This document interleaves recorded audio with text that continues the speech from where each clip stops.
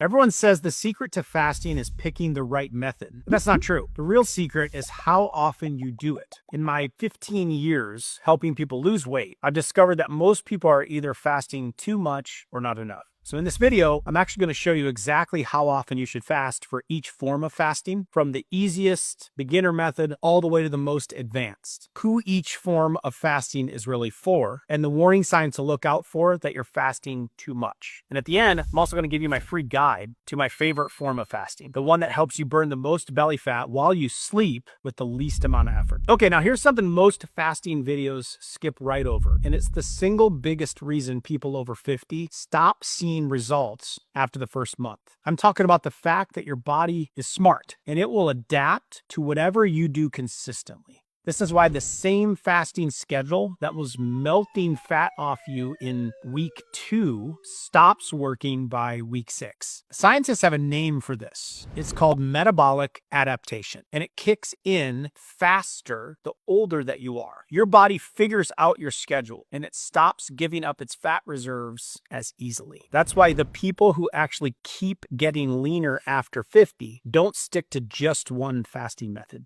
They mix it up, changing their approach every few weeks so that the body never fully adapts and then fat keeps coming off month after month. So as I walk you through each fasting method, I want you to think about which ones could fit into your weekly and monthly schedule. That way, by the end of this video, you'll know exactly what your options are and then how to keep losing weight without hitting that dreaded plateau. All right, the first method is 12 by 12. It's the easiest place to start. 12 by 12 means you eat during a 12-hour window and you don't eat during the other 12 hours. So if you finish dinner at 7 p.m., you don't eat again until 7 a.m. the next morning. And then you only eat between that 7 a.m. and 7 p.m. window, nothing outside of there. You sleep through most of it and you barely notice that you're fasting. The frequency is simple. You do this every single day. Most people over 50 are already close to 12 to 12. They finish dinner, they sleep, then they wake up and they eat breakfast. The problem is the snack at 9 o'clock or 10 o'clock or 11 p.m. That resets the clock and keeps insulin elevated when your body should be burning fat. So the real work at this stage is truly shutting down the kitchen right after dinner. And if you can, also stick to 3 meals during the day with no snacking in between. You'll get way more out of this method and set yourself up for everything that comes next. If you're new to fasting, you should stay here for about 2 weeks. And then once it feels easy, you're ready for the next level. So step 1, no snacking, normal eating window. The next fasting method is 16-8.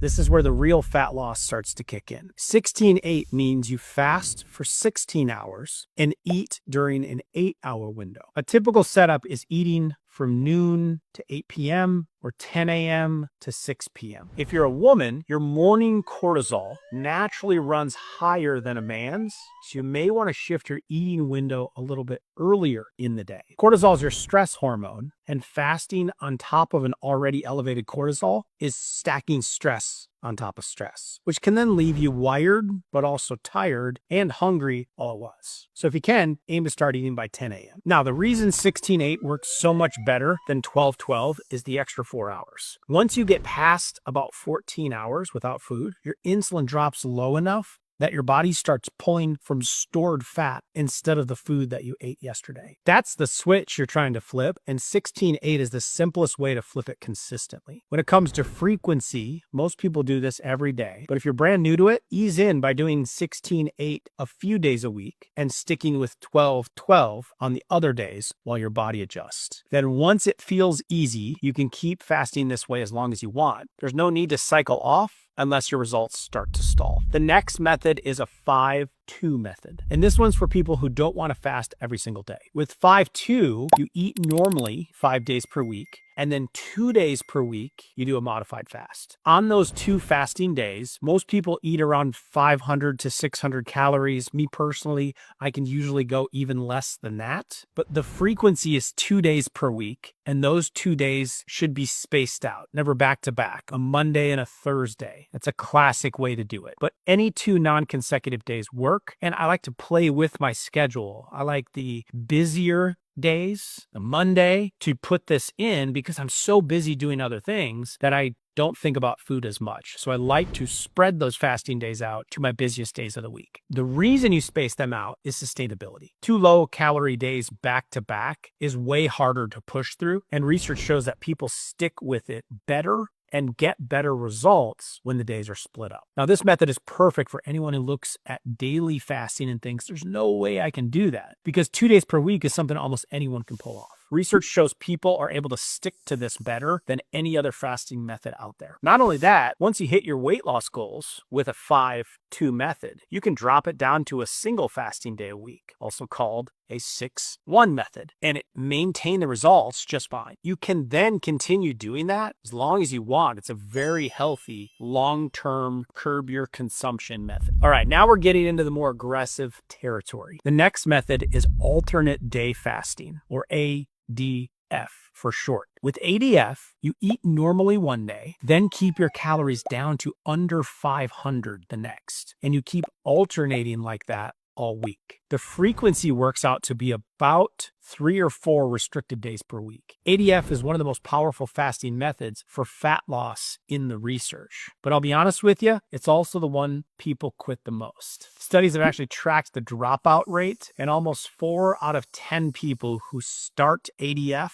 don't finish. This is also the point where more fasting can actually start working against you. If you keep pushing restriction day after day, your body can downshift into protection mode, which is where all of the signs you're fasting too much start to show up. Now, these can include hair thinning, feeling colder, being tired all the time, getting easily irritated, catching every bug that's going around, and oddly enough, holding on to fat even though you're fasting more. That's your sign that you've crossed the line from making progress to going backwards. So needless to say, this isn't where beginners should start. You should already be comfortable with a 16-8 method or 5-day, 2-day method before you even consider ADF. And if you do try it, don't stick with it forever. Research shows ADF works best when you run it in blocks of about 8 to 12 weeks. You go hard for 2 or 3 months, get rapid fat loss, and then you back off to something easier like the 5-2 method to hold the results. The next method is the 24-hour fast. This one's exactly what it sounds like. You go a full 24 hours without eating. The easiest way to do this is dinner to dinner. You finish dinner around 6 or 7 one night, and then you don't eat again until dinner the next night. I'll throw this one in quite often. You sleep through a big chunk of it, which makes 24 hours a lot more doable than it sounds on paper. And what makes the 24-hour fast so useful is that it gets you into a deeper level of fat burning that the shorter fasts can't reach. By the time you hit 18 to 24 hours, your body has burned through most of its stored sugar, and it's pulling almost entirely from fat for fuel. It's a great way to respond after a bad eating binge or a vacation. You also start getting into autophagy, which is your body's natural cleanup process where it breaks down and recycles damaged cells. That's where some of the bigger anti-aging benefits of fasting really start to kick in. So how often should you do it? Once a week is a sweet spot for most people. If you're more experienced, you can push it to twice a week, but I wouldn't push past that. And you may have heard of something called OMAD, where you eat 1 meal a day in a 1-hour window. That's basically a 23-hour fast, and it puts your body in nearly the same place as a 24-hour fast does. The difference is OMAD is a pattern you do multiple times a week, while a 24-hour fast is a once-a-week reset. For most people over 50, the 24-hour version is the smarter pick. You get the same benefits without the daily struggle of trying to cram all your protein and nutrients into a single meal. That will also do a better job protecting your muscle from breaking down. The last method is the multi-day fast, which is anything that goes 48 hours, 72 hours, or beyond. This is the most advanced fasting method, and it's the one with the biggest payoff if you do it right. That's because when you push past 24 hours, you start hitting things the shorter fast simply can't reach. Around the 36 to 48 hour mark, autophagy ramps way up. Your body goes into deep cleaning mode, breaking down damaged cells and the buildup that linked to aging and disease. At the same time, your insulin drops to its lowest levels. Your growth hormone can double or triple, and your body kicks into repair mode like nothing else can match. This is the closest thing to a hard reset you can do for your body. But, and this is a big but, multi-day fasts are not something you should do often. For most people over 50, I recommend once a month or once a quarter. It's not a weekly tool. I usually teach people to go 1 or 2 or maybe 3 days once a month in our challenges. It's a once in a while reset. And if you're on blood pressure or blood sugar medication, don't attempt a multi-day fast without talking to your doctor first. And also build up to it. Get comfortable doing a 24-hour fast before you try 48. Get comfortable with a 48-hour fast before you try 72. Done right, a multi-day fast a few times a year is one of the most powerful tools you have to lose weight and repair your body. Now, speaking of powerful tools, make sure you grab my free guide to my favorite form of fasting. It's the one that I use myself and recommend to my patients to burn the most belly fat with the least amount of effort, because most of the work happens while you sleep. So I will include a link to that in the description below. Okay, now you know exactly how often to fast, but knowing the schedule isn't what trips most people up. What trips them up is the hunger. It wears people down hour by hour until they cave and they break the fast early and then convince themselves fasting just isn't for them. Fortunately, you don't have to white knuckle your way through fasting. There are actually specific foods and drinks that you can have during your fast that won't break it. I call it dirty fasting. They keep you in fat burning mode while killing the hunger and giving you a little bit of energy to follow through. I broke down the top 6 in my other video, and it's the most popular fasting video that I've ever made.